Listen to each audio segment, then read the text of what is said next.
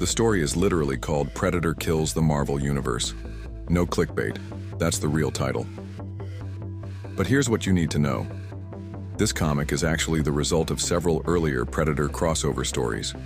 There's Predator vs. Wolverine, Predator vs. Black Panther, and Predator vs. Spider-Man. This story takes place right after Predator vs. Spider-Man. So yes, there are some spoilers, but if you want, I can cover those other stories too, because they're pretty awesome. But what this does is this initially opens up with the Guardians of the Galaxy. Of course, Peter Quill is fast asleep, and Rocket Raccoon is trying to wake him up due to the fact that they've received a distress signal. Now, the distress signal itself is actually coming from a mining ship that is operated by Stark Industries, and it's basically mining resources from one of the moons of Saturn. Now, initially, Star-Lord contacts the ship, asks them whether or not they need aid. Of course, they respond in saying that they've had a hardware malfunction, that they're adrift, and when they request permission to dock, the Guardians of the Galaxy are given permission to dock. And so initially you have Peter Quill and you have Rocket Raccoon that approach the rest of the team. Drax, the Destroyer, Gamora, Groot, and it's just kind of like, hey guys, this is a simple mission. We're gonna go help these guys. It's the space equivalent of a flat tire. And so once they get inside, Peter Quill and Rocket are immediately killed. Like they're killed right off the bat. They're like the first ones to die. Peter Quill gets blown in half by a shoulder cannon. And Rocket Raccoon, we don't see how he dies, but he probably dies at the hands of some grisly fate. Of course, that leads to Drax, Groot, and Gamora stepping in, and they die immediately too. Right off the bat, folks are getting killed, which is dope because normally these stories take like forever to get to the point where people start dying, and that's what we want to see. Some superheroes get killed. Now, here's a crazy thing about this too, right? Here's what's really nuts about what's going on. Because what we end up finding out here is that the Predators being led here, they're being led by a villain. Because this guy says, you see, I told you, they blindly answer the call for help. That's what makes them such easy prey. Let the great hunt begin, and let Kraven be the spearhead. Now, that is a spoiler for the ending of Predator vs. Spider-Man. Of course, Kraven the Hunter is involved in a Predator vs. Spider-Man story, right? Predator, the ultimate hunter. Of course, Kraven's going to be in it. But here's a cool thing too. This picks up at a Weapons Plus facility with Dr. Cornelius. Now that's also a bit of a spoiler for the ending of the Spider-Man story because Dr. Cornelius is involved with basically using the technology of the Predator. Specifically, he's met by General Charlotte Pett. The idea being that he's essentially creating various arms and armament weapons programs for the US government. And that's why she says you'd be smart to be a little more accommodating. There are a lot of cuts being considered right now, and the Weapons Plus discretionary fund is eating up $1 billion and change a year. You're in the business of weapons, you have not delivered any prototypes in over a year. And Cornelius just simply says, look, I've been really busy here. But the response of General Pett is, I need to know what we're paying for. And that's where Cornelius says, then by all means go take a look. And of course she kind of responds a little snarky, right? I better be impressed. You're on the chopping block. And that's where Cornelius slams the door shut behind her and just says, General Pett, meet Predator X, because it's the Predator that he seemingly brought back at the end of Predator vs. Spider-Man.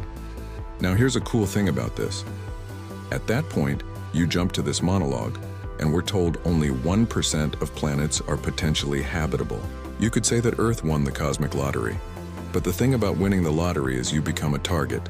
Others want what you have, and the Predators, the Yautja, as they're also known, want what Earth has. The Predator King is here to claim Earth first as a preserve and then as a home. The planet's cooking itself with chemicals and industry heating up, and the Predators like it hot. And who better to lead the charge to hunt the planet to extinction than the ultimate hunter, Kraven? He had killed one of the deadliest predators of them all, a predator known as Skinner, and a hunting party had marked him as a sign of respect as one of their own. For close to a year he'd been living among them, studying their ways, teaching them Earth. But he was still learning, because the reality here is that when it comes to the predator race, it's really pride of the hunt. And what Kraven is learning here is that despite the fact that he was brought in by the predators, that grants him no titles of nobility. He's just a dude who's there. And so, of course, he's immediately subdued and quote-unquote shown his place by the son of the Predator King, whose name basically translates to graveyard, which is probably one of the most dope things that I've ever heard. But what's really revealing here is that Graveyard had armed himself with armor and weapons of Wakandan vibranium. Of course, that's a tie-in to Predator versus Black Panther. But again, it said Kraven still had much to prove, and he would kneel when addressing their king.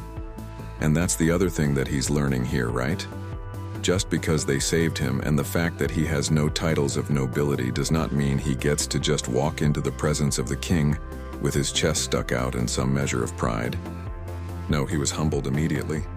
But he simply says, as you requested a kill list, and he says, so I give you this, a roster of all the greatest threats on Earth. We will need to work surgically, tracking down the strongest one by one, and then we can take our time with the rest. I have only one request.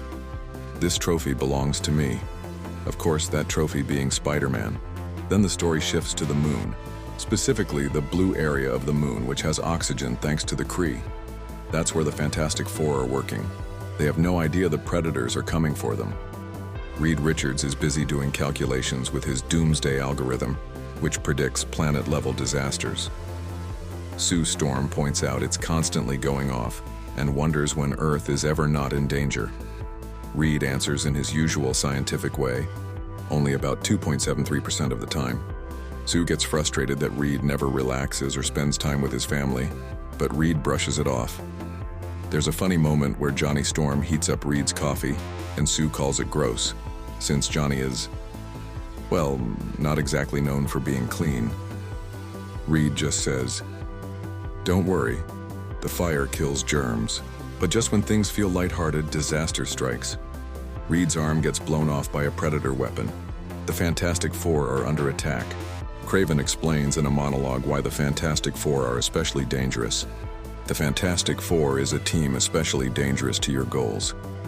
They are currently on the moon, so they have the perspective to warn the world of our arrival, and they're extraordinarily dangerous.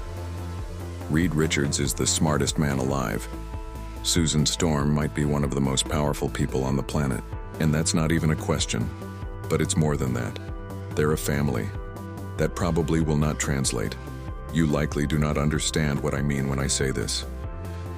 I have yet to see evidence of love among your race, but it has something to do with intense cooperation and coordination. So we have to break them quickly before they can unite. And Susan Storm should be the primary target. Her invisibility is irrelevant given your ability to pick up on heat signatures, but her force fields will protect her. Now here's the kicker about that, being able to hide herself from the Predators.